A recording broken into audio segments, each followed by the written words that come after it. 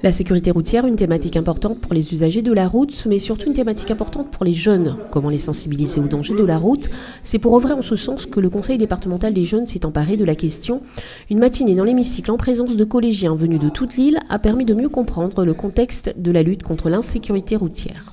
Le Conseil départemental des jeunes a fait vraiment un travail formidable en sensibilisant autant les professionnels de la sécurité routière, l'État, également la gendarmerie, la police nationale.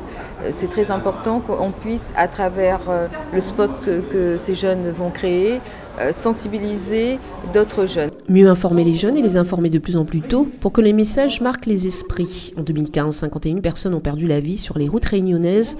La première cause restant l'alcool, dans 59% des cas d'accidents mortels. Vient ensuite la vitesse qui reste aussi très préoccupant. C'est la catégorie des 15-24 ans qui reste la plus touchée par cette mortalité. La sécurité routière à La Réunion, et en tout cas l'accidentologie à La Réunion, comme vous le savez, c'est essentiellement un problème comportemental. Il est question pour nous, et notre priorité, c'est de faire en sorte que ces comportements évoluent. Et à ce titre-là, en effet, l'action et l'initiative de tous les jeunes est essentielle. Une sensibilisation qui paraît donc essentielle et évidente pour le Conseil départemental des jeunes qui veut rappeler aux jeunes que la vie est précieuse. Un message qui touche puisque les collégiens présents dans l'hémicycle ont beaucoup appris de ces échanges. C'est une thématique très importante, la sécurité routière. C'est pour cela que nous avons décidé d'organiser cette action et de demander des interventions des forces de l'ordre.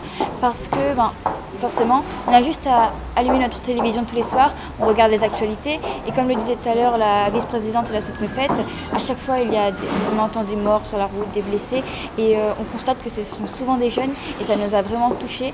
Et on a peur, en quelque sorte, des morts sur la route, en sachant que c'est surtout nous les jeunes, donc on a fait notre maximum pour pouvoir transmettre un message. Vous avez appris des choses ce matin? Oui, beaucoup. Oui, surtout au niveau des chiffres et comment ça a évolué au niveau des accidents par rapport selon les années, etc.